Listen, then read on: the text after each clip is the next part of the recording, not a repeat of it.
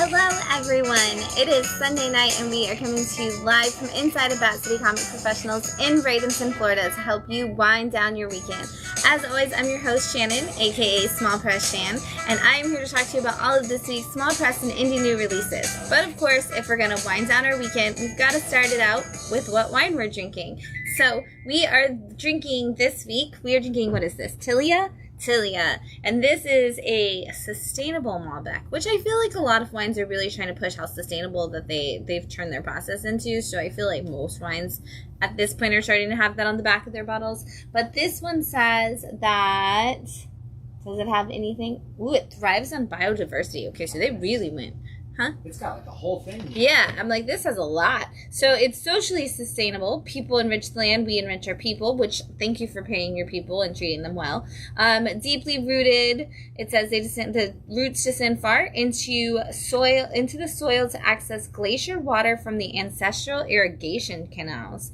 Thriving on biodiversity, we preserve and nurture plants, insects, and animals so that our vineyards can adapt to a changing environment. It's got a natural resilience.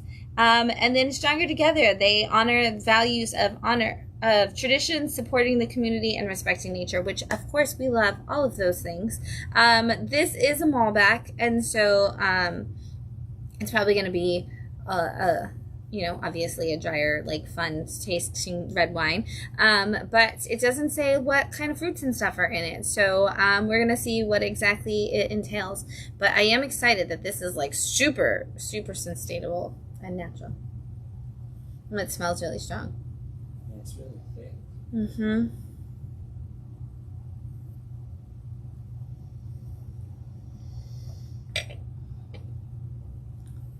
Mmm. That's really good. There's a lot of flavor in that, which is surprising because it is a twist top, but I think that's also part of the sustainability of not using fork that are just thrown away. But oak and cherries. Mm-hmm. Very strong oak flavor. What's your red fruit? You just said cherries. Cherries are a red fruit. Did you get anything else out of there behind the camera? You're on the camera. Well, I'm like, you said it.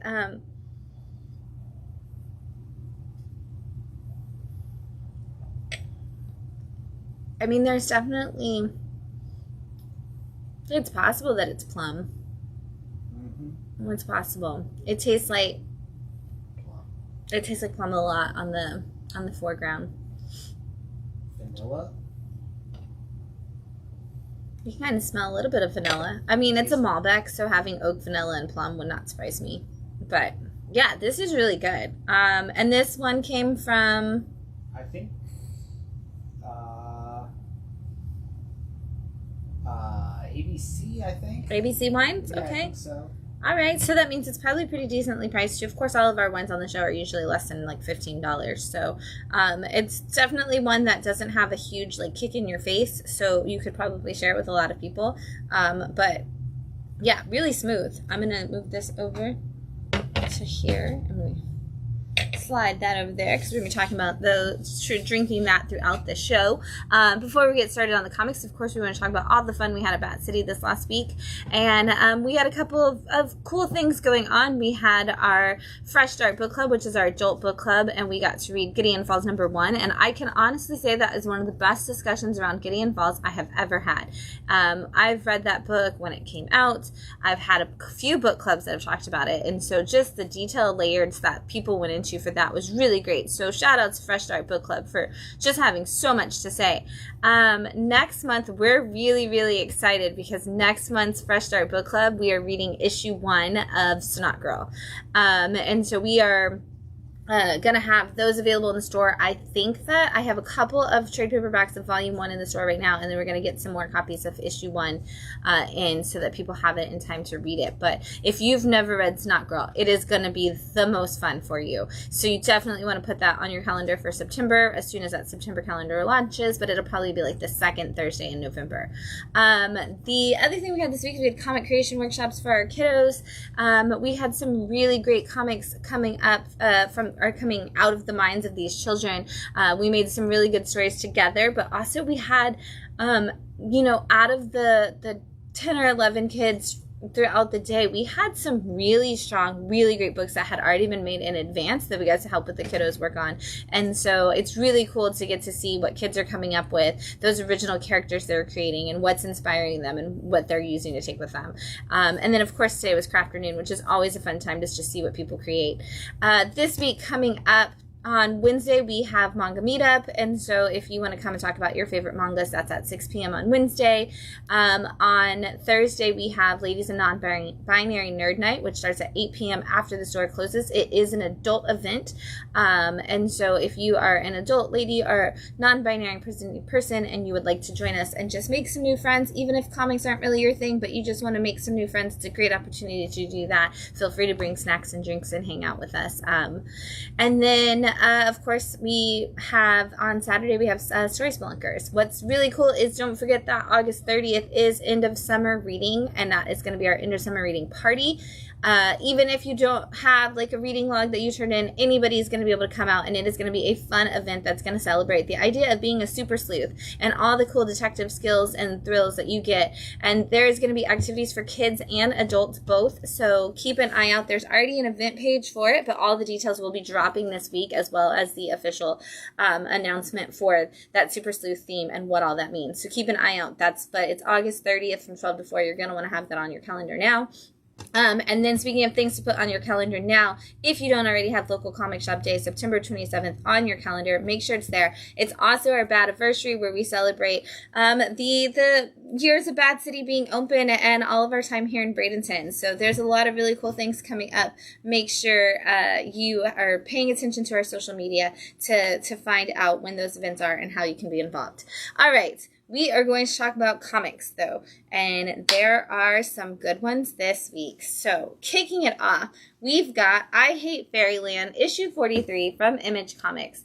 And what I love about what Scotty Young is doing with I Hate Fairyland right now is he's kind of giving us these, like, arc stories that have a little gap in between them with just, like, a little ridiculous one-shot so that people can keep hopping on and off wherever they need to.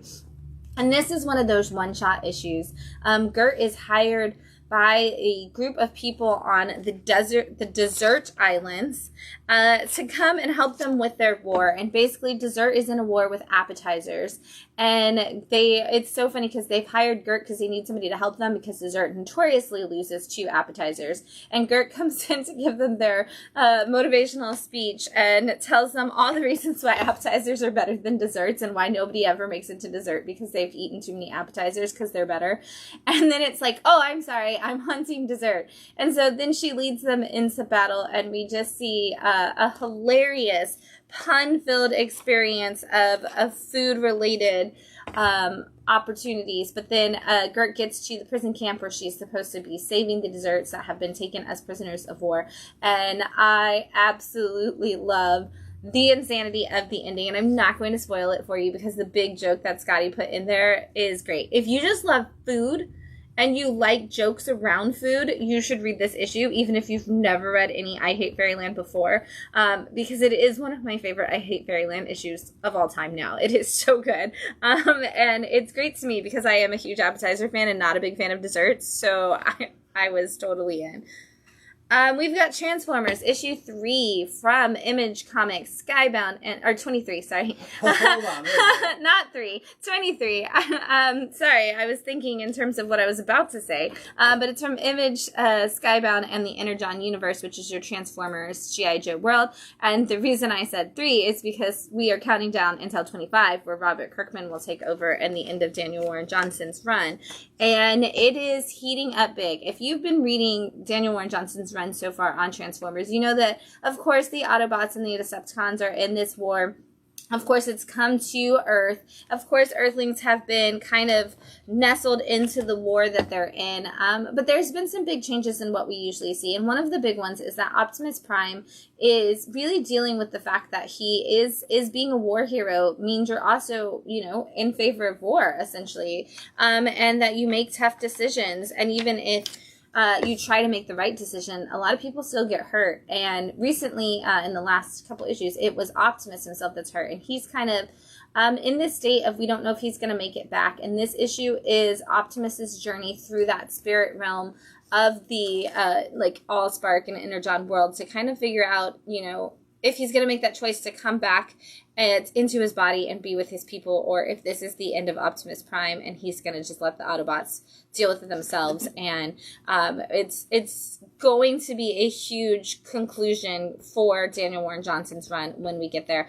I don't know what Robert Kirkman's going to have left to play with, honestly, after Daniel's done, but we're going to, I guess, find out.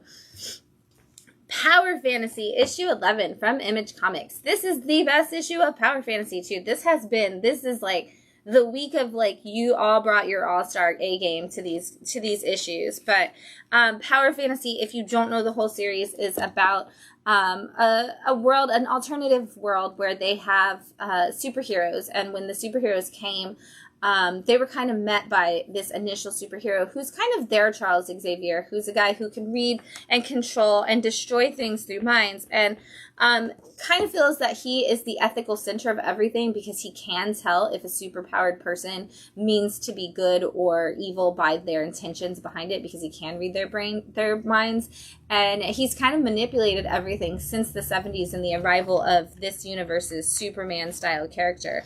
And now they've come to this realization that we've learned that some truths about a certain character, and they are kind of like, I have to be the one who basically proves that this person isn't actually ethical and isn't doing what is right for everybody. And so there is supposed to be a big superpowered gathering over a couple of different changes that need to be made, and they decide that this is the moment and the only chance that they have to kind of take out this guy who's been manipulating and controlling everybody. And it really builds a crazy, huge story. If you haven't read Power Fantasy yet, if you do get it in trade paperback to start that volume 1, take your time with it. It is a lot. It's a huge world. Kieran Gillen is known for building these big worlds. You want to let all that heady information sit in, but you want to get to this issue because it's definitely a big turning point for the series at large. We've got Bug Wars, issue 6 from Image Comics. This is the conclusion of what we now know as book 1 of Bug Wars. And this is the story about a young boy who his father was really into bugs, you know, and he collected bugs, he studied bugs, he did all kinds of different things with them, and he was killed one day, presumably by bugs. And the sons and the mother have now returned to their home for the first time, and they're living there.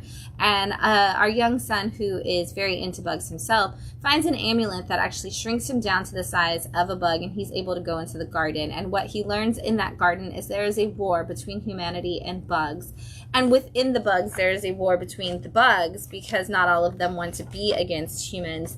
And so our child is kind of forced into this role of a hero because the bugs are all going to start their ultimate war on humans against his older brother, who has been known as like the mower, the guy who's coming in and destroying this world of of bugs.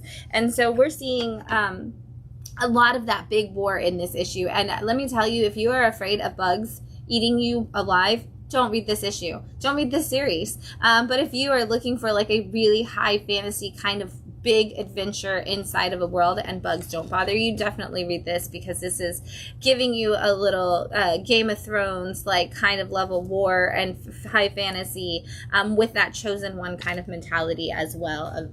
And it's book 1 because there is more to come. Golden Rage, issue 5 from Image Comics. It's going to be the wrap-up of this section of Golden Rage. I see that we could keep this going for forever, and I hope that we do.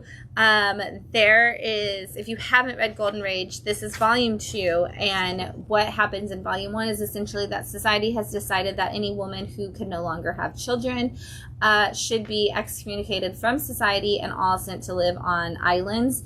And we are following a specific island that's very much filled with a lot of different women who have a lot of big feelings. And one set of women is just essentially the Golden Girls. And in volume 1, a woman shows up who is young, and it's the first time it's like a pre-menopausal woman who just couldn't have kids that was also excommunicated from society. And they kind of let her in and build a new world with them. In this volume, in issue 1, a baby shows up, and they are really confused as to how a baby got on a little rowboat by itself and made it to this island. And we have seen how that plays out, and all of that kind of comes to a culmination in this issue where we learn that society has really kind of failed women in general in this series, and that they need to kind of find a way to stand together and stand back, and maybe they just build their own society, maybe they take back something, who knows, but at least on this island they have something. And I love it because every issue ends with a Golden Girls quote on the back, and this one is, just let me carry on and be crazy, and you were right there, you just let me oh my God, I cannot talk. You just let me carry on and be crazy, and you were right there through it all, from Blanche. And I love that because that is kind of the whole idea of this arc, was like, you know, we got to be there for each other and just let us go crazy when we need to go. Let us have a good scream when it's necessary, and just know that it's going to be okay. I Was a Fashion School Serial Killer, issue 5 from Image. Oh my gosh, I say it every time. I love this series so much. This is the wrap-up of this. As with most of Doug Wagner's stories, they do end at 5 issues. But this is the story of Rennie, who is really wants to be a fashion designer, and so she enrolls in fashion school. And while she's there, she's just trying to keep control of her inner struggle, which is that she's a serial killer, and she really sometimes can't help the fact that she needs to kill people, but she usually makes sure that they're terrible people, like, you know, men who cross the line, or women who are just cruel to other people. And what she's uncovered in the fashion school is that they're basically trafficking the women who are coming to fashion school who don't have enough money to pay their tuition. And that's kind of how they're like, oh, if you want to stay in school, then you have to do this work for us. And she finds that out because they kidnap her best friend with the intention of doing that to her. And this is Rennie getting back at all of the people in the story and really just going to town. And this is a awesome violent ending of women just standing out. This is what happens when you don't send them all to an island like you did in Golden Rage, and you let them keep going. But this is such a good series if you're a fan of vinyl or plush or plastic. This is all in the same team, same kind of idea of like a serial killer with a different weird off the wall motivation that you still kind of side with the serial killer in. So fans of true crime, you should probably check those out. On a completely opposite end of the spectrum of both of those, we have Zootopia, issue 5 from Dynamite and their Disney imprint.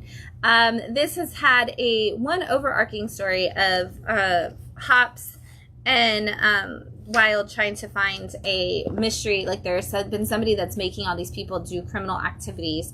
But this one kind of seems like for just a second, we're not focusing on that. They are actually going to go help a like Boy Scout, Cub Scout kind of group. Cub Scout sounds so weird to say when it's animals, because then it's like literally Cub Scouts.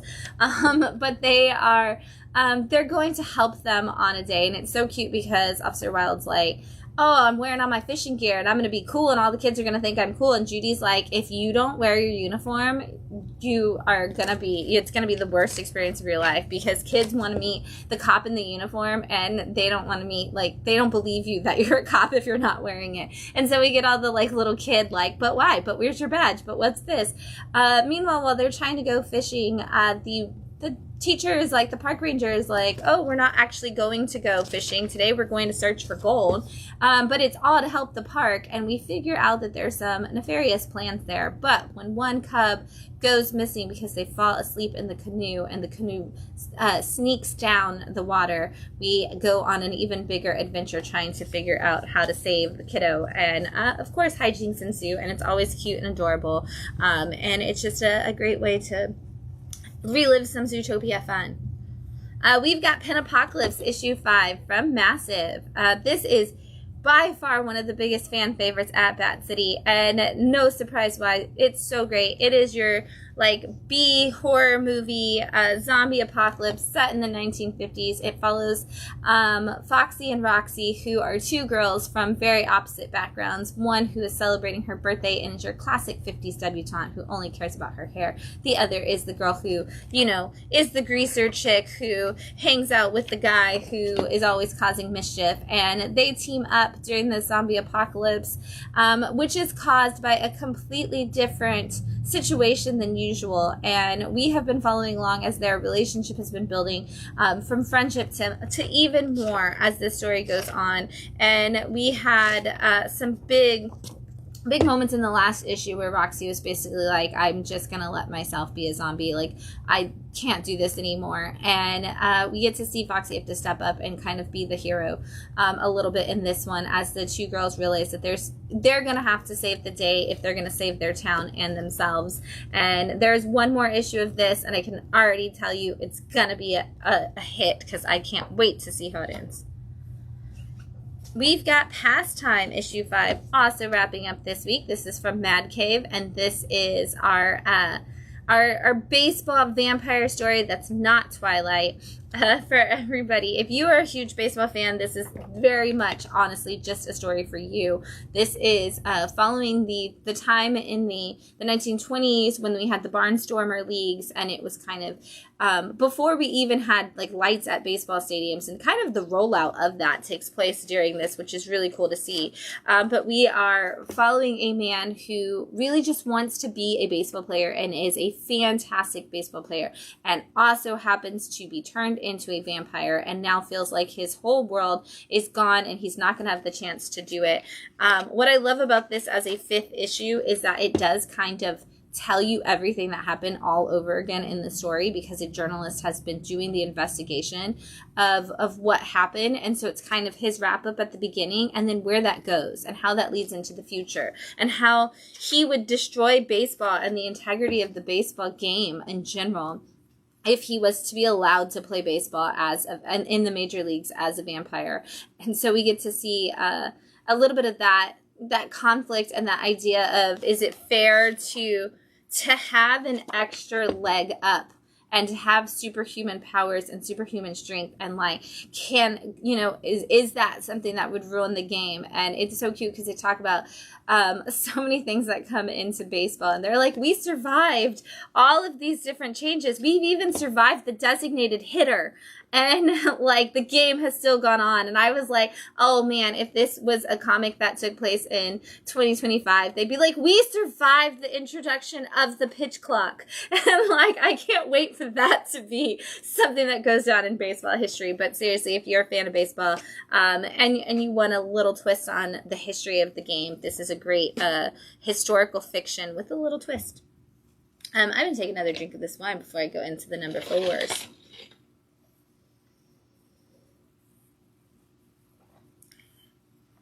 Oh, there's the kick now.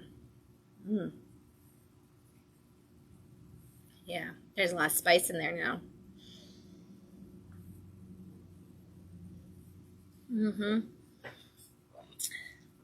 I don't know what spices they are, because I never know what spices they are, but they're good spices. Coriander. Coriander, is that the spice that is popular in wine, or are you just picking one that's fun to say? It's in wine and it's fun to say. Right, I was like... Coriander. That's it. That's going to be it from now on. We're going to be like, this is the coriander wine. Like, we should really just get a spice tray and taste all of the different, like, spices. And then when we taste wines, we'll be able to taste all the different spices that we know better. Because we don't know spices. We just know things taste like spice. Be fun. Forget a wine tasting. Let's just have a spice tasting. We've got Blood and Thunder issue 4 from Image Comics. This has been such a huge world building of a sci-fi story that we're kind of seeing different points of view and different things so much in this book. But essentially, we're in a futuristic society, very, that sci-fi kind of situation. It's future society. Books have been outlawed. Only certain people have them. And we're finding out that they're not even technically supposed to. It's just kind of one of those things where the rich elite have measured themselves by how many and what books they have. And there's an extremely pretentious conversation in here where two of the people are kind of measuring who has more wealth and success by what books are on their bookshelf. But that has also come in to be the problem, because at the very beginning of the series, we learned that somebody is robbing all of these people of their books. And then we kind of took a step back and we didn't really talk about that anymore. And in this issue, we actually take a step into that, and we're kind of doing the detective work around what could be the case. And that actually led us to learn a little bit more about the world than we've learned in general, that these people are on this alien planet that they've partnered with, and that they kind of came here, like these earthlings kind of came here and enslaved this alien race. And there's a monster afoot that may be the person stealing all these books, but maybe it's not about the books at all. And we've got this guy who's just really worried that somebody's going to come steal his books, and so he's doing this investigation on his own. But what is the true intent behind him doing that, and what's the true intent behind the person, and what does this have to do with our character, Blood and Thunder, like actual, like the gun that she carries is an AI, like gun that talks to her, that has like the embodiment of her father's spirit in there. There is so much in here that's not even in this issue, because this world is so big that each issue kind of focuses on a different thing, and how it's all going to come together is going to be what really truly makes this story huge. Speaking of huge stories, we've got Free Planet issue 4 from Image Comics. This is the story of a world where we have finally figured out how to give freedom to a single planet. And so they've decided to stop all wars, stop all enslavement, work together. Nobody is above anybody. And so they've made this free planet. But of course, like, how long can that truly last? And so there's a council of people who are supposed to kind of be the ones who oversee all of that situation for the world, and they kind of enact what everybody is, kind of a little UN, but it's only like 8 people. Well, they have very different opinions on how things should be enacted, because they all come from different parts of this world, and so as different situations arise, it's actually causing a lot of infighting, and I mean literal infighting in this issue, which you can see on this page along the whole bottom, which I kind of love the way this team did that, because they're telling you the story and then they just kind of intersperse the fighting, and so we don't actually have to see pages and pages of these people just fighting. We're still getting the story moving along as people are trying to make decisions as to how to help the actual community. And so we've got some big problems coming up in this issue. One of the things I actually noticed for the first time in this issue, which is really cool, is if you are reading it, or if you are just looking at it right now, and I'm going to leave it on this page for a second, is there is a lot of exposition. And so they have all of these big speech boxes that kind of tell you about, and is there one on there? Yeah, like all across the top. They have all these big narration boxes that kind of tell you about the different things that are coming up. They tell you about the history of what that battle was and why they had to take it down and how it's coming back now. And I really like that it does actually categorize what the different things are. So if you are looking for that exposition, you can actually read all of those and be like, oh, this is what caused that problem in the first place, and this is why we need to solve it. However, what I learned for the first time today, because I did an experiment, is if you actually wanted to read the entire book and not read the exposition, the story flows perfectly just through the dialogue and the action of the story without it. They still tell you everything you need to know within the dialogue. And so it's kind of like, do you want it to be a traditional comic book, or do you want it to be like a graphic novella? You have those options. And so it's like, how deep into the sci-fi world that Aubrey Sitterson is building do you want this to go? And do you want to go with it? And so you have the options when you're reading it kind of to do that. And so I was playing around with it in general. Like, there were some pages where I read just the dialogue, and then I would go back and read those big exposition things. And I'm like, I totally got all of that. But now I can read the history. And so it's like almost like having a timeline at the back of the book, but instead of having it at the back of the book, Aubrey is actually working it through the book, so you can read it in what is relevant to it at the moment. It's like footnotes at the bottom of the page, essentially, which is actually a really cool way to do a comic. So it's up to you how far you want to jump in. But if you're like somebody who's like, I really want to read this book, but I don't want to read that much detail, read the dialogue, enjoy the action. If you want somebody who's like, I love a long exposition and huge sci-fi books, read it all and read it in whatever order you want, because it works either way. Shout out to the in-universe letters in the back of the book also. Yeah. Which is a total crazy concept. Yeah. questions and clarifications with one of the characters from the story. Right, and then all done by different comic book writers. So there's one from Matt Bors. What? This month. Oh, yeah. Or column 2 there. That's hilarious. I'm left wondering about the children of Lutheria, or perhaps more importantly, the children yet to be born, and what will be done to encourage and help Lutherians to raise children. If a revolution is to be successful, it must eventually be inherited, and so it is a time to get busy. We have seen birth rates explode over major global conflicts as economic growth and optimism about the future returns the population. Besides the simple joys of family that some people choose, a free nation, a whole planet itself, must have an interest in seeing a flourishing and growing populace. For its citizenry is also its military and economic might through which it can resist absorption by the Aurarian Empire. Given the hard buddies we see on the Freedom Guard, with even the robots getting actions, some little Lutherians can't be far behind. I love that. From Matt Bors. That's so cool. What a great way to do that. Instead of having, like, letters from people who are like, I have no idea what's going on. You have, like, in-universe letters to see, and you using real comic creators to be your friends. That's cool. Also, shout out to Matt Bors. We're going to talk about you a lot today. Up next, we've got The Future Is, issue 4, and this is from Rekka, and I keep forgetting to bring it, but I got a really cool hat from Rekka, and so shout out to the Rekka team for sending us a hat. That was awesome, and I believe they're also sending us a soundtrack, like a CD of their music that goes with the thing. So shout out to Rekka for just being cool and coming up with new ways to connect comics and merch and fun adventures.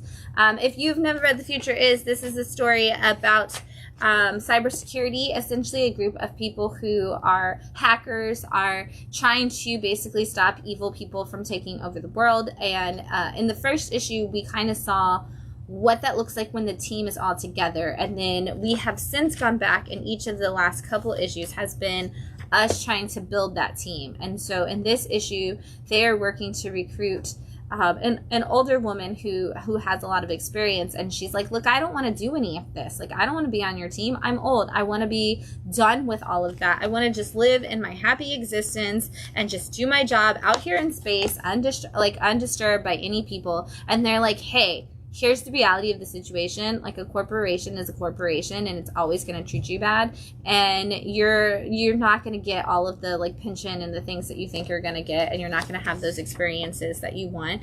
And so there's bad guys, and you have to help us fight them. And she's like, okay, like, let me see what you got. And so we have this whole thing of them trying to kind of convince her to get past that. And so it's really cool. It's really great. One of the things that's the best about the Rekka comics is because they are actually written by actual cybersecurity specialists.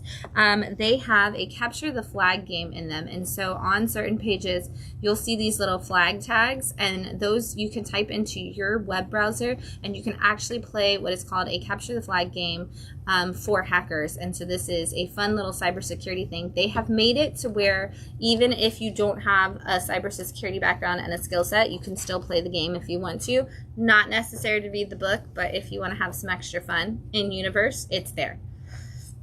The Slasher's Apprentice, issue 4 from Mad Cave. This is such an interesting take on kind of one of those like 90s slasher movie situations. This is essentially like, what if somebody figured out how to find Michael Myers and decided that they wanted to be their apprentice, and it was like, oh, you were really cool in the 70s, but like now, like, you need to up your game. This is kind of that. So there is a person who has a podcast about serial killers, and they have decided that their favorite serial killer needs some help being relevant and popular in the modern world, because everybody is like, if you don't have stuff on the internet, if you're not like a big flashy thing, like, people kind of forget about you. And they're like, I don't want people to forget you. You need to come out and do some more stuff. And so they've been working together on kind of trying to build that. Well, in this issue, there is a hot new serial killer on the scene, a slasher that is actually going after other slashers. And what they do is, like, every time they kill somebody, they've been doing it live on camera. And when they're done, They change, and I'll see if I can find a page where it actually shows it off really well. Their mask changes to show the face of like the next killer they're gonna attack. And our little podcaster, serious slasher apprentice, is like, we got to get you so famous that this person won't mess with you. And the slasher is like, I don't want to do this. Let's ignore all of this. And they don't listen, and we're going to see where that goes in the next issue and how that's going to play out. And if this kid makes it out alive, I will be so surprised, because they make stupid decision after stupid decision, and I am surprised they have made it this long. Buried Long, Long Ago, issue 4 from Mad Cave. This is such a wicked cool book. Constantly like just getting darker and creepier and amazing. But this is about a family that has a matriarch who makes some decisions. Basically, she's constantly inviting men into their lives, and as the kids say, the men arrive and then they leave, but they never see them leave. And as they discover in this issue, none of their stuff leaves with them. All the girls kind of discover, the two youngest daughters discover that the stuff is still there. And recently, somehow they have acquired a baby brother, and they have no idea where this baby came from. And these girls have now decided that it's up to them, after something tragic has happened to their other sister, to kind of protect this little kid and keep him safe from their mother and from whatever mysterious entity is out in the wild. And so they figure out a couple of plans in this issue that they think might actually help keep them safe. And unfortunately, it just makes a very, very dark situation that is in fact not helpful for them at all. And the girls are like, there's nothing we can do. We're in danger. We're going to die. And they kind of have to turn back to the witch in the woods, who they really didn't want to have to rely on. But she may be the only person who can actually help them figure out a way to deal with this evil that not only lives inside the land that they're on, but lives inside their mother. And they are getting help from some other would-be entities around the area to kind of help them out. This book is beautiful. It's so well written. It's so dark and creepy. And seriously, if you haven't read it yet, you have to. And if you have read it yet, you need to come talk to us at the shop, because we love talking about this book.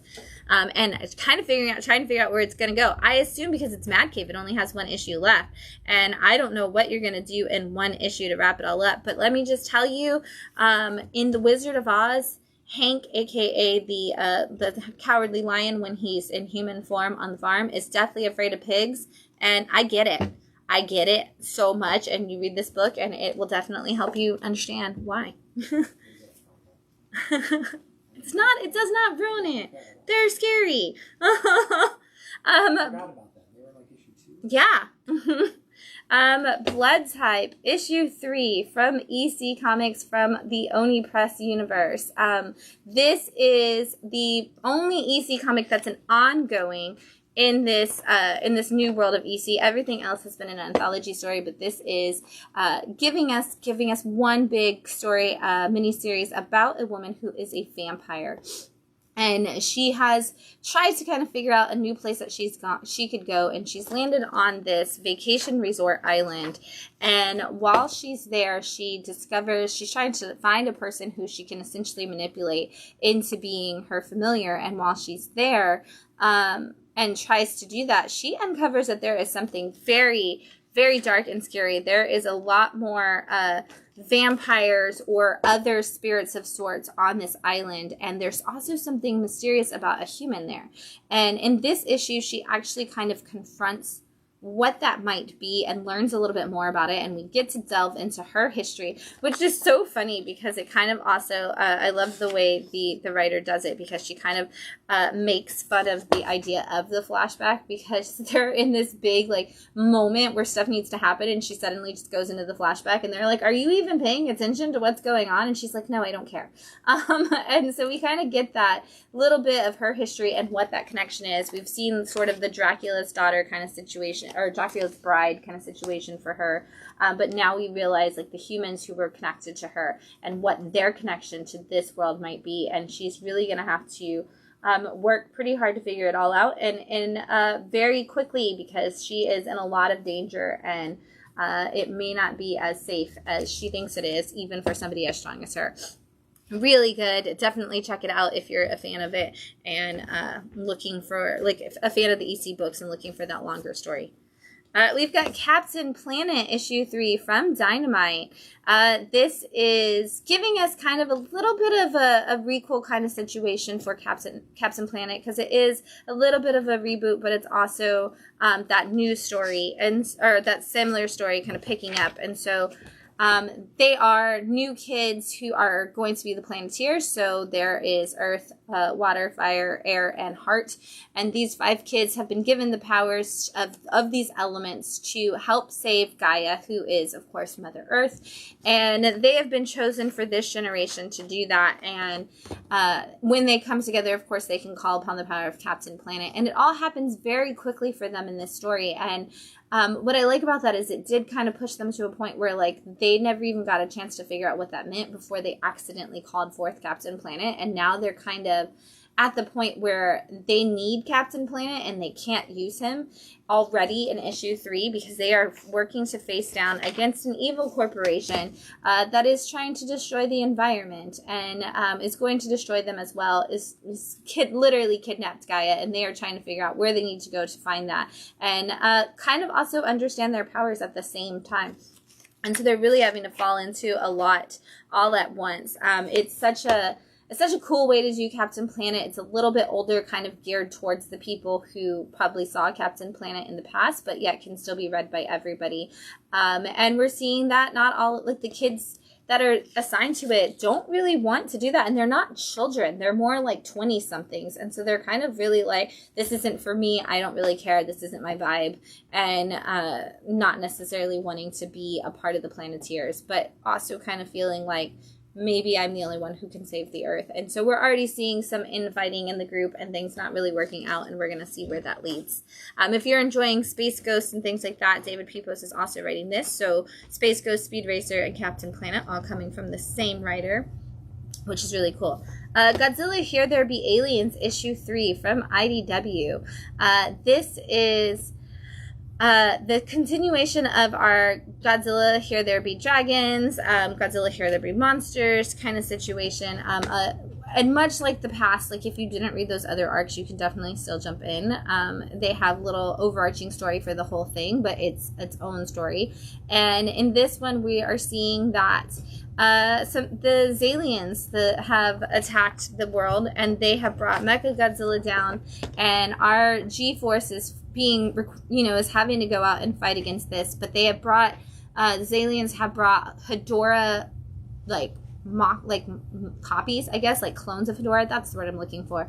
And they are using them to attack all over the world. And so the G-Force can't be everywhere at one time, and they don't really have everybody to fight. So it's up to the other kaijus to step in. And so we get to see in this one a bunch of other kaijus coming in to kind of do their part to protect the Earth. But we know that there is still more to come. And so while the humans are trying to figure out how to fight their battles and are finally starting to get strong enough to fight back and do the thing. That is only the beginning of the battle, and there is so much more. And the second half of this is going to put all that out, so I'm not going to show it to you because I don't want to spoil all the big spoilers that are in the back half of this book. But if you like kaiju at all, you're going to love that book. And speaking of kaiju that you should love, we've got Detective Kaiju issue 2 from Massive. This is from the world of Quested, but if you've never heard of Quested, it doesn't matter. Detective Kaiju was just such a fun character that they decided to give him his own story. And he is working on a case, and in the last issue, issue 1, when he comes back to his office, he finds a former friend who was one of the most known celebrity actors in the world is murdered in his office. And so he is having to figure out what exactly happened. And so in this issue, we actually go back in time to when they actually first met. And what we learn is that the Brawn, which is the universe that all of this takes place in, has one set of people who make movies. And that's all they do on this island. The whole island is actors, and they believe that the gods are these producers that come send them what they need to make these movies for the Brawn. And so he shows up one day and has no memories, and they're like, you must have been sent here to be the kaiju for our next movie. And so we get to see that friendship build and his time as an actor kind of paralleling into his experience and as this detective. And so we flash back and forth between the two as he's also trying to figure out like who could have attacked his friend. What was it that like how does he need to go after them? What was it that made that person strong enough to get away from him? We get to see, of course, the woman that he loves, the dame that comes in and out of his life, and what, you know, her motivation and connection might be to this situation. And so we get our classic noir story. We just get it with the kaiju and a fantasy world around us. And so if you're looking for a fun classic noir story with a huge twist, definitely check it out. And then if you love it, check out Quested, because it's hilarious and fun and great for fans of Quested is great for fans of I Hate Fairyland. This is much more serious than that. The Unchosen issue 2 from Image. This one I will definitely recommend if you are a fan of the X-Men series. This is something that you should check out, especially if your X-Men are New Mutants, because this is kind of very similar to that idea. And so we have a young girl who has been brought to this school, essentially, that is supposed to be teaching people who have this power with the word to control this different kinds of magic. They teach them all there at this school, and she's been brought there, and she doesn't really know why. She just knows that her mom is in danger, and they said that if she came with them, that they could help her find her mom. And this issue picks up with her kind of trying to sneak out of this place because she wants to know what's going on and why nobody's talking to her. And when she's sneaking around, she meets another kid at the center, and they basically tell her that people who come to this school never get to leave, that they're all until they're fully trained, and they go to work specifically for this group. And she's like, but I don't want to work for this group, and I don't have this power. I just want to find my mom, and they said they could help me. And they're like, you have to have the power, or they wouldn't have brought you here. And she's like, well, I don't want it. And so she's kind of having this big back and forth with them. Meanwhile, we're also seeing her talk to the headmaster, who is essentially this all-powerful being who is like, hey, I'm going to show you, we've been doing this the wrong way. We've been letting you kind of believe that you might have this power, and now we're going to actually show you maybe how we think you do and why we think you do. And so very much like a little bit of that entrapment feeling that the like teen characters in things like New Mutants have, but also kind of giving us like, we're going to be building a big world that's definitely around this person who has a mysterious version of the power that we haven't seen yet. All right, here it is, Toxic Avenger number 2. This is from Ahoy Comics, and this is going to be the introduction of our all-new character in the Toxic universe.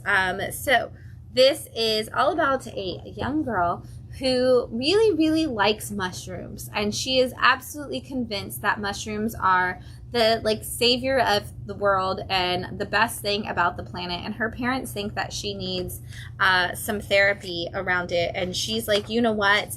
I think that you guys are crazy. I'm going to find the way to my true self, and I'm going to do it in the same way that the Toxic Avenger did. And she's so determined to make herself this great experience. Meanwhile, we've got a lot of other crazy people in Tromaville who are absolutely going for some big reveals and some big fights in here. And there is also at the same time some murders happening, and they are being framed to be the problem of the Toxic Avenger, like saying that the Toxic Avenger is the one who's actually killing them. And so Toxie gets arrested in this issue, and the police are like, you're the murderer, we have to take you in, we understand, Toxie, it's probably like, you know, it's not you. And he's like, breaks out and is like, I have to figure out how to solve this mystery before it's too late, and kind of has his showdown. And there's some really great, fantastic moments in here. The new character is awesome. I actually really love this beautiful line that Matt wrote in there about like, oh, why did you want to try to be me? And it's like, I wanted to try to be myself, not you. And I thought that was so great, that it was like, no, just because somebody is going on like a cool, crazy path that may seem similar to yours doesn't mean that they're doing it because they want to imitate you. It's just people need a pathway to find themselves, and sometimes like those kinds of things open up for them. We are going to see some very big problems coming to Tromaville. Toxie is going to have to build a team, and as we know, the Toxic Crusaders are on their way in a new issue, so I can't wait to see how Toxie gathers some more friends in both this and Toxic Crusaders. Speaking of crazy team-ups, we've got Thundercats and the Powerpuff Girls issue 2 from Dynamite Comics. This is the team-up you never knew you needed. And yet it kind of works in the most adorable way possible. And so this is all about the Powerpuff Girls have been sucked into a completely different universe, the universe of the Thundercats. And when they get to this mysterious planet, they find out that something has happened and the Thundercats have been transformed into different kinds of monsters and creatures, and they need help. And so in order to find them all and bring all of the Thundercats back, they just need somebody who can help them fight these bad guys while also kind of helping keep them safe enough so they can do that. And so in the first issue, they found Wily Kit and Wily Cat and were able to save them. And so now we've got that dynamic of kids who want to be superheroes and are still growing into it with kids who are actually superheroes and kind of just want to be kids. And so it's a really cool crossover point.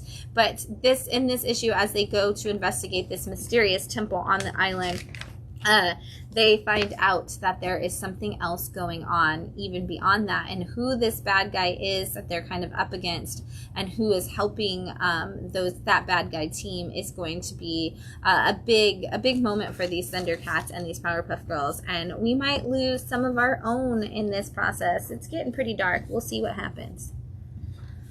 All right, so we're launching some new series and the return of some old series. So we've got Volume 2 of Cemetery Kids Run Rabid. This is Issue 1 from Oni Press, and I can honestly say after reading this that you don't have had to read Cemetery Kids Volume 1 to read this. This is a whole... it's a new adventure, but also kind of gives you enough of what happened in the first one that you don't need to have read directly into it. But if you didn't read it, they do this really great recap in the front, which is also really helpful, and basically tell you that essentially in this futuristic kind of time period that they've created video games where you can play them while you're sleeping. And so your body can go into video games while you're sleeping, and you don't actually have to be present for them. Unfortunately, though, in Cemetery Kids Volume 1, we learned that some people can't actually get out of them. And the older brother of our main character actually got trapped in a game, and a lot of bad things happened, and everybody was kind of injured or destroyed in some way in that game. And now... in this new volume, there is a new video game that's coming out, and everybody's like, "Oh, are y'all gonna be cemetery kids? Are y'all gonna go to sleep and play this game?" And they're like, "No, we totally learned our lesson. We absolutely 100% are not in any way, shape, or form going to play this video game." And then this new kid shows up and is like, "Hey, we should play this game," and they're like, "Yeah, okay." And it's like, no, we learned our lesson. It was terrible. Why would we go back? And they play the game and they're like, "Oh, it's totally different. This is totally fine this time." And everything in you is screaming at the page like, "There's nothing fine about this. This is not fine. Everything is not okay." And so we're already seeing the darkness that is coming into this. Meanwhile, our older brother and sister are really struggling to figure out how to build this dynamic back after everything that happened in Volume 1. Even again, if you didn't read it, there's enough clues to kind of help you piece things from Volume 1 together, but there is a trade paperback of Volume 1 if you want to read it before you jump in. But it is definitely a cool way to do a horror story in a video game world. We Don't Kill Spiders, Season of the Witch. This is a new volume of We Don't Kill Spiders from Midnight Factory and Charles Schmalke. Charles Schmalke, that is not his name at all. Joseph Schmalke. I cannot talk today. Everything is coming out wrong. Guys, I apparently need a nap. Joseph Schmalke. This is such a good book. I'm such a huge fan of We Don't Kill Spiders for the first volume. I think it's one of the most beautiful books that Joseph has made. And if you didn't read it, you can grab a trade paperback. No, you can't. They're out of stock, aren't they? Yeah. Everywhere. You can't get them. You can't get them. Katie tried to read it today because she read this and was like, "I need to read." You need volume 1 for this one. You can't get them. And is out even on Midnight Factory's website? All right. Maybe on the factory website, or okay. you can email Joseph. Yeah, we'll have to email Joseph Schmalke and see if we can get some, because this is such a good book. In Arc 1, we actually learned that essentially they hire this barbarian detective to come to this Viking village so that they can figure out what's going on with this witch in the woods. She ends up building this massive reason for why he should help her instead of them. She becomes this goddess of the spiders, essentially, and gets all of this power. And so now they have gone to another place, and they are attempting to figure out how they can get into this next quest, essentially, that they're on.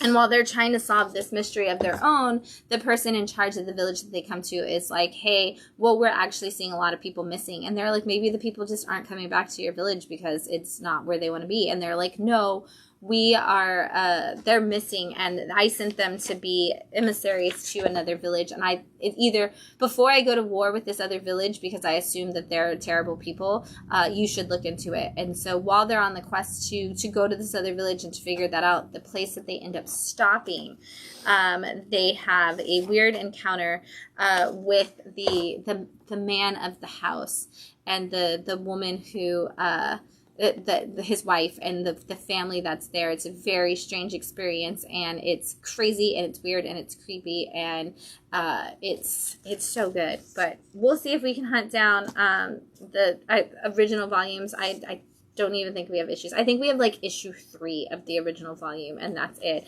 But it's really pretty to look at. Space Ghost is relaunching with a new #1 from Dynamite. This is, we had our Space Ghost series, and then we had like a little one-shot, and then Space Ghost kind of went on to have an adventure with Johnny Quest. But we are coming back around to the Space Ghost universe with this issue. And basically, if you read the Space Ghost annual and the end of the Space Ghost previous arc, you know that the kids are trying to decide if they should join the Space Academy. And Space Ghost doesn't really want them to leave. He wants them to stay with him, but they're like, well, eventually we've got to live up to our legacy and do the things that our parents wanted us to do. And when they applied for the Space Academy, they were actually found by a man who claims to be their grandfather. And so he has brought them to his house and is like, hey, I just want to introduce myself to you. I want to tell you all this. I want to offer you a place to live. I want to make sure that you go to the Space Academy. I want to do all this. Meanwhile, since Space Ghost has some free time, he's on some quest of his own at the moment. And he is battling a man who calls himself the Toy Maker. And so it's kind of like being in a giant fight in a fun house. And so Space Ghost has been dealing with that, and it's going back and forth, and kind of like him saying like, I'm always going to fight for the little guys, and them kind of describing what Space Ghost means to them as he's doing all of that. So it's just a really heartfelt issue to kind of get us started for the next round of Space Ghost and see what exactly it is, as well as setting up a new big villain that is going to be our villain of the arc for sure. Since we love Powerpuff Girls so much, they also gave us the Super Villain Summer Special from the Powerpuff Girls. No Thundercats in there. See, I know that I'm losing it. I almost said Transformers. No Thundercats in this one, just the Powerpuff Girls. And because it's the last weekend of summer, they've decided that they're going to go to an amusement park where everybody in town seems to be. And they're like, why is everybody here? But not only are all of the regular citizens of Townsville there, but all of the villains that they've ever fought are also at this theme park. And the girls are like, we have to stop all of these villains. They're here to destroy everybody's fun. And they start like fighting all the villains immediately, only to find out that it is actually Villain Day. And while they were not paying attention to the announcement from the mayor, they missed that they have decided that maybe the villains wouldn't be so quick to attack the town if they were included in the town. So they let all of the villains out of prison so that they could have a family like fun day at this amusement park and just kind of be a part of the city. And so everybody was invited to come out. And the girls have to kind of accept that. But of course, things start happening that seem like some villains are up to nefarious reasonings and gains and things of that nature. And the girls are trying to figure out which villain could possibly be behind all of this. But with all of them in one spot, it's just a big mess of who's and accusations and maybe punching way too soon. And the girls have the best way that they have to solve this mystery for a theme park adventure that you could ever pick. And so it's just a fun, hilarious one-shot from the Powerpuff Girls. And if you just want to have some fun for summer, check that one out.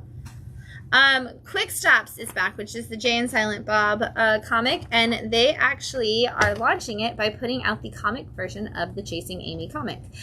So this is issue 1 of volume 3 of Quick Stops, and it is literally just the in comic of Chasing Amy. If you have seen the movie Chasing Amy, or if you're a big fan of Jay and Silent Bob, because Chasing Amy is also from that Kevin Smith world. Basically, it is about two comic creators who go to a Comic-Con, and while they're at this Comic-Con, one of the characters decides that he is totally smitten with this actress, and he decides to try to build a relationship with her. And so he is building that relationship, and the whole point of the movie is them building that relationship. And then he makes an incredibly stupid decision and insults her, as in all romantic comedy kind of stories go, and he causes them to break up and causes problems between him and his friend. So he goes to the only people he knows who could help him, which are Jay and Silent Bob, for some great advice. And that's when Silent Bob tells him the story of what it's like to chase the woman you love, the woman, chase your Amy, essentially. And so in the story, in the universe, this character has been the guy who draws writes the Blunt Man and Chronic comics that are supposed to be based on Jay and Silent Bob, and he always says he won't go off on his own and make any other comics until he has an emotional story. And so the whole idea is that, of course, he's going to have this emotional journey with this woman, and this is the comic he creates of his emotional journey to win over and have that experience with that woman. And so if you haven't seen the movie, the issue will kind of tell you the whole story, but if you have seen it, of course, it's I've been, that's cool to actually have that as a comic now and have that experience. But the whole story is there even if you haven't. We've got Monster High Party Monster. This is another one of the Monster High one-shots that have been coming out from IDW that are some of their out-of-print comics and digital comics coming out in for the first time. And so this one is all about Abby Abominable and how she is interested in these adorable little furry friends and being just kind of protecting them and doing stuff with them. And the Frady Hawkins dance, which of course is where the girls get to ask the guys, is coming up, and Heath Burns, who has been in love with Abby forever, is trying desperately to get her to pay attention to him. And so he decides the best thing he could do is turn himself into a cute, fuzzy, furry, adorable monster. But that plan backfires really, really badly, except he is cute and adorable and furry. He's just gigantic. And so it's up to Abby to kind of figure out a way to solve that problem and put everything back together. It's absolutely adorable, and it's great to just get to see some of the other Monster High characters have their front-running story. I'm going to take one more drink before I talk about picks of the week. What are we drinking? We are drinking Tilia, which is a Malbec, and again, their whole thing with this is that it's very sustainable, and so they talk about all the different things they do to keep it really, really earth conscious and safe, and also being really, really good to their employees and stuff like that on there. So it's a really cool concept, the things they talk about, but also the wine's just delicious. And so fantastic, great choice. I made Matt pick today, so you did awesome, babe. All right, so we got 3 picks of the week as usual. The 3 books that I think you definitely need to check out, and the first one is The Killer, and this is volume 2 of The Killer's World: The Affairs of the State. And this is issue 3 from Boom Studios, and I actually am putting it in here because I really love this issue, but also I just feel like people should go back and read volume 1 and this arc of The Killer because it is such a good book. We talked about Sarah Lone a lot on this series, on this show when it was coming out, and I feel like this is another one of those books where if you like those very wordy, slow moving spy essentially thrillers, Oscar films, this is definitely another one of those situations. And so in the first one we actually see, the first arc, it was all about him kind of having to have a day job, and that was the mission he was assigned to, and it was terrible, and it was just a really great commentary on the corporate America. In this one, he was assigned a job that he was supposed to be doing, and our assassin here is supposed to be doing this other job, and while he's doing that, he realizes that there is somebody trafficking children in the area that he's been assigned, and he's like, look, I understand that this other job is really important, but there's nothing more important than keeping kids safe from all of these people. And I honestly think that these are the same people that are connected to the high profile case I already am on. So I want to do the investigation and I want to take these people out. And so this issue specifically is him and his handler actually doing a lot of the research to hunt down those people and kind of getting on that mission themselves. And so, like I said, it is that slow Oscar-style storytelling where you are watching it, and he has those deep conversations, especially at the beginning of every issue. Like this one literally starts with this huge thing that's like, people are always saying you have to know your history or you'll be condemned to repeat it. Condemned, the implication being to the same mistakes, crime, war, massacres, atrocities that pop up like clockwork. But history just keeps right on repeating over and over, knowing it doesn't change a thing, at least not when it comes to prevention. The mechanisms are always the same no matter the time, the place, the technology, the people. They'll always be those hungry for power, money, fame, who think they'll succeed where others failed because they're savvier. Unscrupulous gamblers, never satisfied, betting on other people's weakness, an eye on the main chance. And it just keeps going as like what history does and what people do, and like the cliche of that, like all people are good at the end of the day and that they all want peace. And he's like, but none of that, like this is, my job has proven that none of that is true. And so it's so well done. It's more of that like novel-esque kind of storytelling. If we should look and see if we can get volume 1, because I definitely think you should read it. This is one of those though where volume 1 and volume 2 are completely different stories, so you don't have to read volume 1 to read volume 2. You can just jump in on this volume, and it has been such a good story that I think everybody should. And so this issue was so good, so well written, and I think that everybody should be reading this book for sure. And then we're just going to amp it up a notch, because literally the other 2 books are both by Amp Comics, a new publisher, and look at that, both of the other picks of the week are by them. So we're going to start with Love Struck, issue 1. This is a new title from them, and if you watch the show, you may know our good buddy Anthony Pizzo, who does the Batastic Awards with us. He and I were talking about what's cool about Amp is they have started with a Western, a high epic adventure with public domain fan favorites, and now they've got a rom-com. And it is a very classic romantic comedy kind of feel, like those, very much a Bedazzled with like Elizabeth Hurley and Brendan Fraser kind of story. It is all about a woman who is on her way to meet her boyfriend, and she really wants to break up with him, and she gets there and finds out that the very opposite experience is happening, and she panics, and in her process of panicking, she accidentally hits a man who is walking behind her car. And what she learns while the police are dealing with the fact that she's killed someone is that that is actually it was the human incarnation of Cupid, and now it is up to her to actually save Cupid and all of his power and the power of love, essentially. And the only way she can do that is by helping him put relationships together. And of course she's the only one who can see him, so she's having all those like deranged conversations with herself, and she's like, this is awful, I hate love, I hate relationships, I don't want to be in a relationship, I have no track record with relationships, this is the worst experience that could possibly happen to me. And he's like, hello, I'm dying. Like, I don't think it's worse for you than it is for me, and also I'm Cupid, I know that you suck at love, so this is going to be awful, and I'm probably just going to die.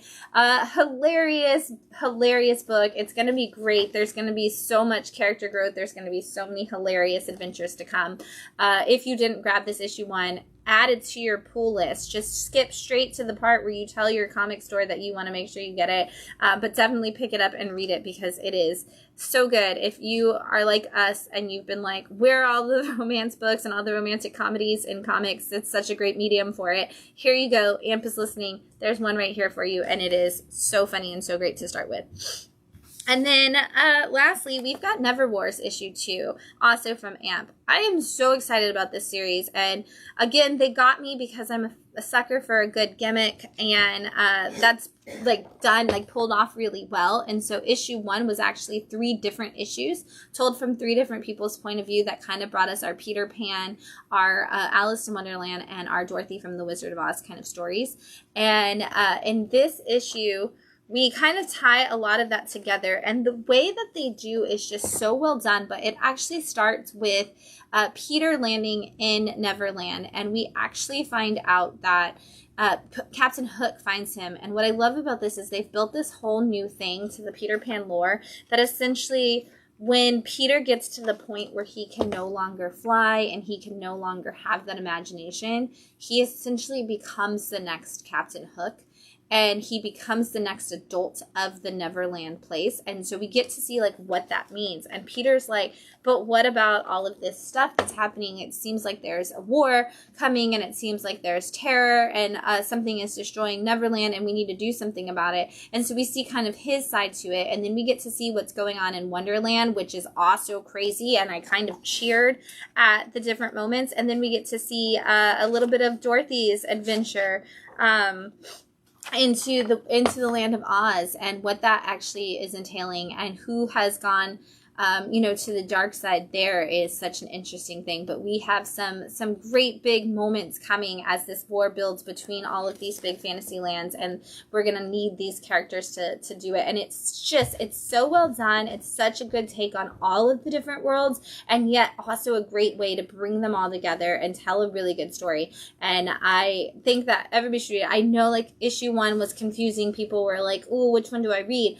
I personally think you should read all 3. If you only read 1, coming into this, you're not going to be lost. If you just picked the one that was, like, your favorite and you, like, jumped straight to this, like, you're going to be like, oh, I didn't know Peter was in it, or oh, I didn't know Dorothy was in it, or I didn't know that. And that's kind of going to be the only thing that you don't know, because the stories haven't necessarily taken off. That was just like, hey, where is everybody in the outside world? Now that we've moved into the fantasy worlds, it doesn't really necessarily matter. So it's not that big of a difference if you didn't read them all, but you should definitely read all 3 versions of issue 1 because it was so good.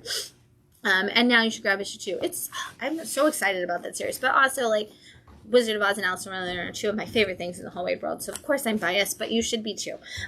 We've got a bunch of other books in stock this week that you might want to check out. Predator is killing the entire Marvel Universe, and he's going to look super cool while he does it. We've got Magic issue 8. Valiant is now, and Alien Books are now have a new sub-distributor, so they are launching again with Bloodshot #1. We've got the new Bring on the Bad Guys, which is Red Skull. Batman and Robin issue 24. Giant Size X-Men issue 2, which this is them going back and putting Kamala Khan into those stories. X-Men issue 20. Trinity, Daughter of Wonder Woman issue 3. We are reprinting the Wolverine Revenge, all in black and white and completely polybagged. We've got Laura Kinney Wolverine issue 9 with this J. Scott Campbell cover. If you didn't know, J. Scott Campbell is doing cover variants for all of Marvel titles right now, and so a lot of your fan favorite characters, girls and boys, are going to get covers. Ultimates issue 15 with that Ultimate Shang-Chi. Ultimate Spider-Man Incursion issue 3. Superman Unlimited issue 3. Action Comics issue 1089. The Superman book I'm most excited for. This is issue 1 of the Superman, what is the subtitle? The Kryptonian Spectrum. And this is all about, is it Kryptonian? The Kryptonite Spectrum. And this is written and drawn by the entire creative team of Ice Cream Man, and it's all about how the different types of kryptonite affect Superman. I am so excited about this issue. I can't wait to read it. Star Wars Jedi Knights issue 6, Miles Morales issue 36, which had 2 first appearances in it, Spider-Man and Wolverine #4, King Spawn 48, Deadly Tales of Gunslinger Spawn issue 8, Rogue Sun issue 29, New Champions also hitting issue 8. We've got Fantastic Four issue 2 with that Rose Besh cover, Daredevil issue 24 with the J. Scott Campbell, Conan the Barbarian issue 23, Batman Dark Patterns issue 9, and look at that cool Ashley Wood cover. Those are so cool. If you are an Ashley Wood fan and you didn't know that they're doing the B covers on Dark Patterns, check it out. Gotham by Gaslight, A League for Justice issue 2. And then Aquaman hit issue 8 this week. So we've got a lot of books. There was no absolutes this week, but there was a ton of other big chew fun and excitement.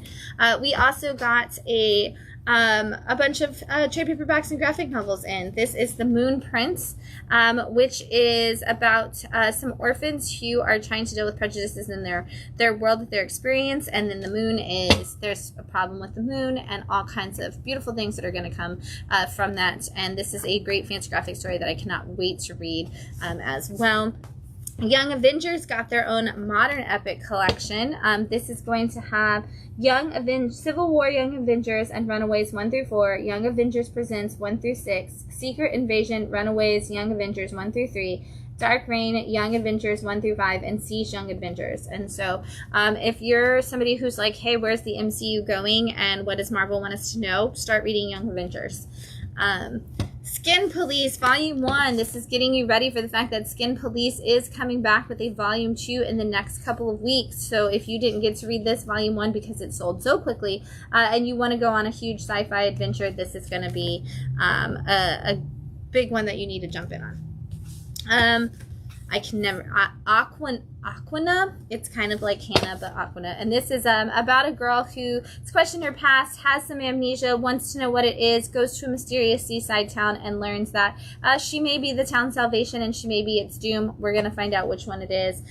This is they spin a terrible tale of history and injustice in this graphic novel. Carlisle School for Kings. I really love this story. This is all about a girl who is determined to get vengeance for the fact that her family has been killed, and the only way she can do that is during this battle to determine who will be the next king. It's kind of like a Hunger Games kind of situation, and she uses that opportunity to get in and figure out how she can end all of the people. Witchblade Volume 2. This is for the newest Witchblade story that's been coming out. If you want a cool new version of the story, this is a great retelling of Witchblade with a little bit of a modern twist on it. Absolute Wonder Woman Volume 1 did come out. This is issues 1 through 7 of Absolute Wonder Woman. If you didn't get a chance to read this, because again, Absolute sell it like crazy, grab it. It is out in both trade paperback and hardcover, and you can grab them. Midst, this is such a cool thing from Dark Horse. This was an anthology of different people in this universe called The and The Fold, and kind of what it would look like to live in this different like little parts of this sci-fi world and how they all connect. And then we've got Hate Revisited. This is Volume 1. Actually, this is the complete Hate, so it's going to have the original and I believe Revisited is in here as well. Let me double check that. No. Yes, it does. No, this is the first 15 issues of Hate, and then it says there will be another volume that will have the 1990, 1998 like other issues, and then the annuals, and that doesn't make any sense. Okay. Yeah, this has Hate 1 through 15, yeah, from 1990 to 1994, and then there will be a volume that has the next step and stuff. So they're going to start making this complete anthology of Hate, which... If you didn't read, it's a great commentary on kind of like the Gen X lifestyle told by Gen Xers for Gen Xers through this. And so they're going to start collecting it, so check it out. One of Fantagraphics' biggest series, honestly. All right, that's all I have for you. There were some great comics this week. It's going to be another week of great comics, and I know that there is a couple of really big weeks coming your way soon for comics, so make sure you're checking your local comic shop wherever that may be. If it's us, come hang out with us on Wednesday for Manga Meetup at 6. Come on Thursday for Ladies and Non-Binary Nerd Night at 8 p.m. Bring the kiddos out for Story Spelunkers at noon this Saturday. And of course, come in on Wednesday for all that fun and exciting with new comics, because it's going to be a great day. We'll see you at the shop, and until we do, happy reading, everyone. Bye.